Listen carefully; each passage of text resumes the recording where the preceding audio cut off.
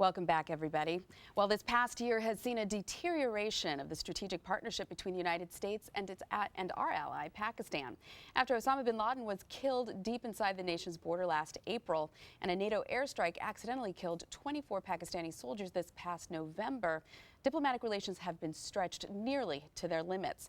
Now there's news that the Pakistani government might make repairing those relations even more difficult.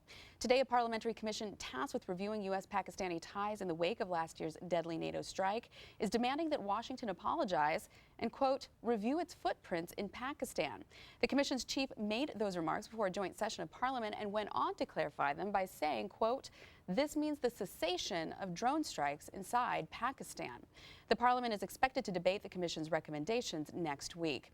Meanwhile, the new hurdle to normalizing relations couldn't come at a worse time for U.S. operations in the region.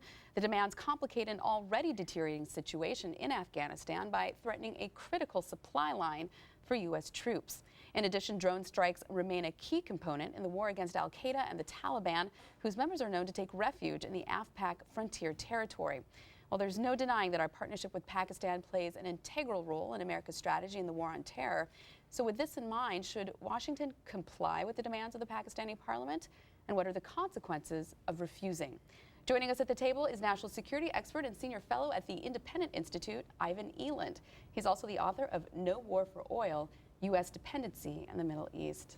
Thank you, Ivan, for joining us. We appreciate it. Thank you. So what are your thoughts on the Pakistani parliament trying to make this decree that the United States will no longer strike our terrorist enemies in the Afpak region?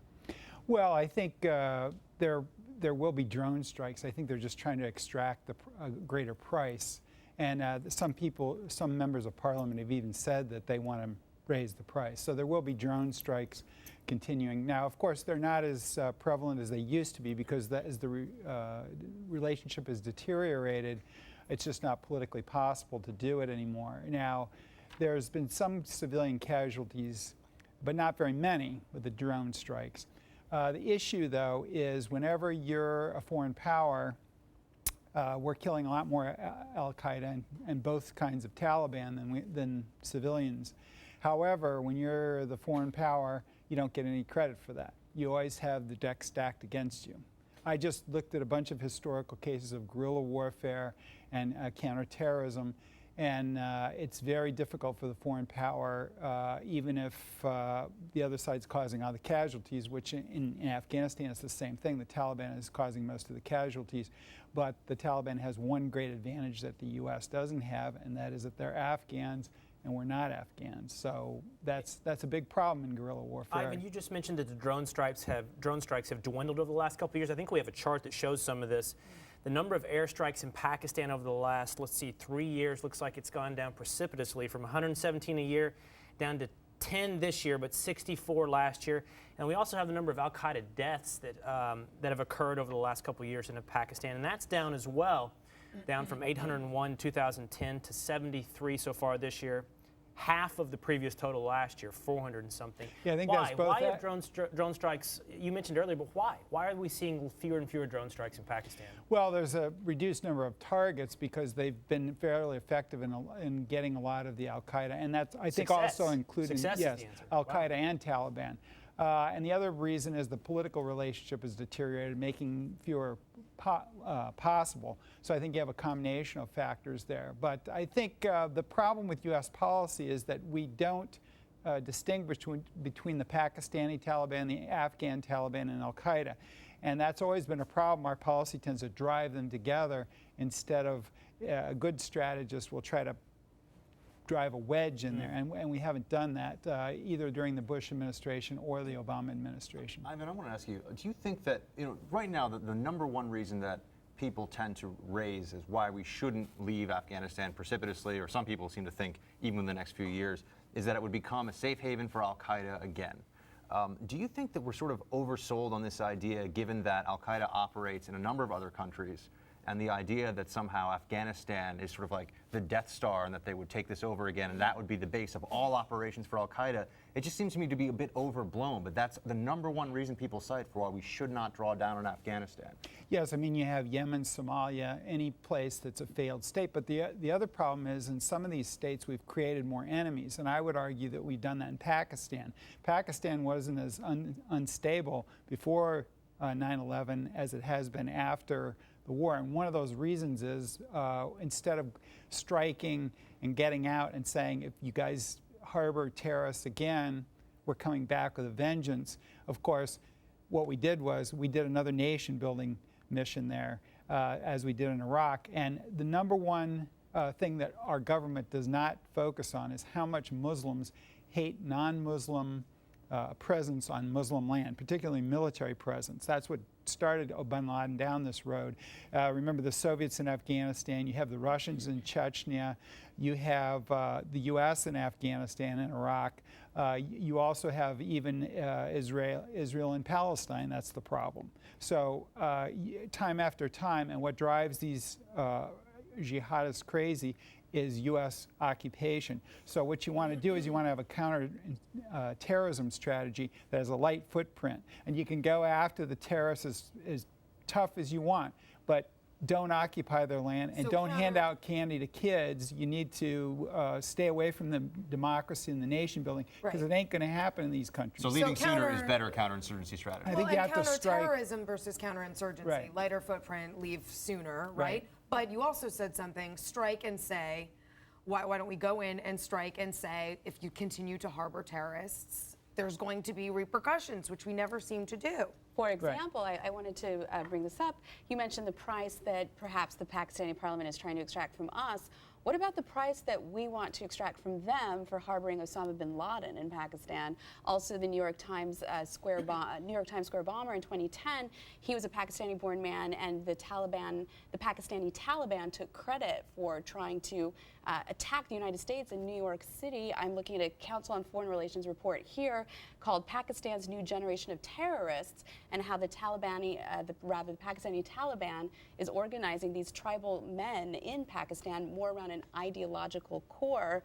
What are we doing to, as I say, extract a price from them? Well, I think we're digging our hole deeper by remaining there, and I think Pakistan just gets more unstable because everyone hates the drone strikes in Pakistan because they feel they're infringing their sovereignty, and they also focus on the few civilian deaths to say you're killing our civilians.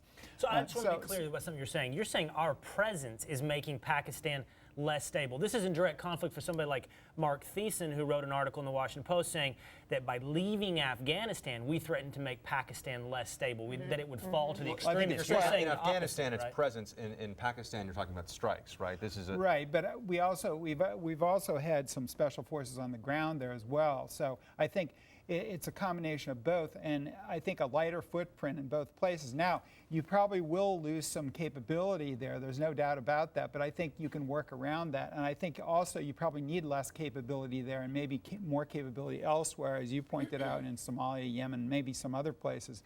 But I think when we go in there, like in Somalia, we created our own enemy there, and in Yemen, we've aggravated the situation. So we have to be careful, even in those places, that we don't create more terrorists than we're fighting, as Don Rumsfeld famously asked during the Iraq War.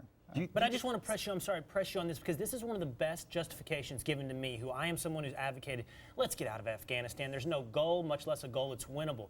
But the best answer to me that I've heard is, if we leave Afghanistan, Pakistan falls to the extremists. And I hear you saying the opposite. By staying in the region, we're actually destabilizing Pakistan. Is this what you're saying? That's what I'm saying. And if you look at the record, Pakistan was a lot more stable. The Pakistani Taliban wasn't trying to take over the country before we went into Afghanistan. The American presence, we have to face up to the fact that the American military presence and the heavy footprint actually increases terrorism. You can see it in Iraq very easily. The al-Qaeda in Iraq wasn't even there until we invaded the place and occupied it. And if we're going to go in, we need a light footprint, and we need to find some way to work around. Now, these bases that we use in Afghanistan for the drone strikes, we may be able to replicate those with deals with some other countries around the region there. Around Pakistan, you're saying? Yes. So, and I also think we probably need less drone strikes now than we had before, simply because we've taken out the backbone of the leadership in Pakistan. There are still some leaders like Zawahiri there and that sort of thing, but they've really been taken apart, the central core of al-Qaeda, and I think we've got to take advantage of success.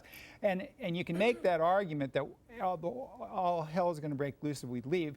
That's what those types of arguments were made in Vietnam. That didn't happen. But also, this war is lost, and it's been lost for a long time. And so we either get out now or we get out later. Ivan, wait, our presence creates terrorism, is what you're saying. Our presence increases terrorism. So you're just suggesting bomb dropping. That's where you're at? I think you need a lighter presence, drones, airstrikes, naval, cruise missile strikes, special forces, law enforcement. You can use all these things, but I think you need to... Boots on the ground, bad idea. Yes. But then again, as long as they're not either they're special forces and they're done it in the shadows or the CIA covert operations, that's one thing. But the problem is the very public occupation, nation building, like Iraq and what we're now doing in Afghanistan. But let me clarify.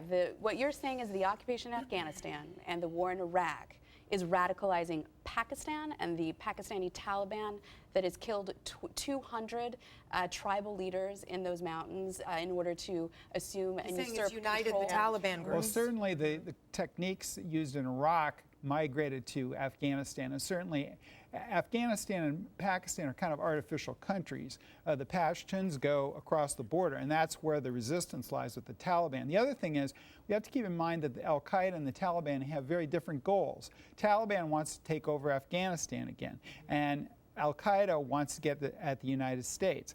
Now, if you want to drive a wedge between those, which I think we really need to do, you may have to deal with the Taliban. And we already have to deal with the Taliban because we're negotiating with them. And if it's to say that they can't learn, they were thrown out of power, so maybe they won't be too thrilled about hosting another al-Qaeda.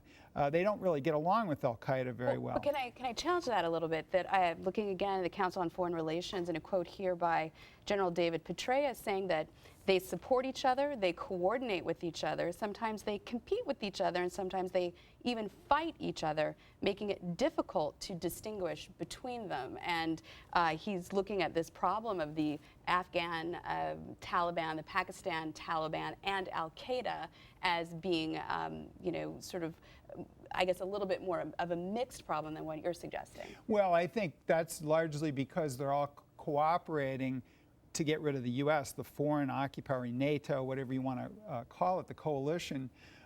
When the U.S. withdraws, you will see fissures come within the movement because the Pakistani Taliban wants to go against Pakistan. They want to overthrow the Pakistani government. The Afghan Taliban wants to overthrow the Afghan government.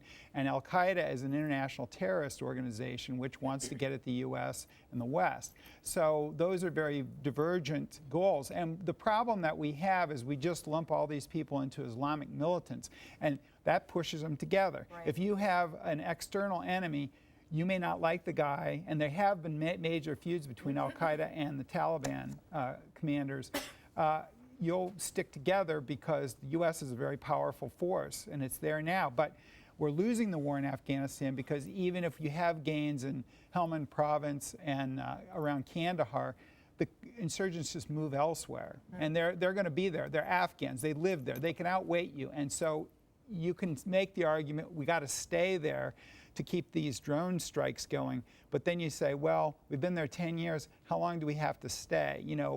As your previous segment indicated, we have major budgetary problems elsewhere in the budget. And so we've got a national debt that's pretty high, and we just can't afford to do these nation-building operations anymore. So how long can we afford it? And in a republic, the people, a lot of Republicans, including Gingrich and Santorum, are now saying maybe it's time to leave Afghanistan. So you can't buck public opinion, even if you want to, even if it's illogical, which I disagree that it is, but even so, I think you have to go with what the people say. We appreciate it. Unfortunately, we have to get to the break. We appreciate it a lot.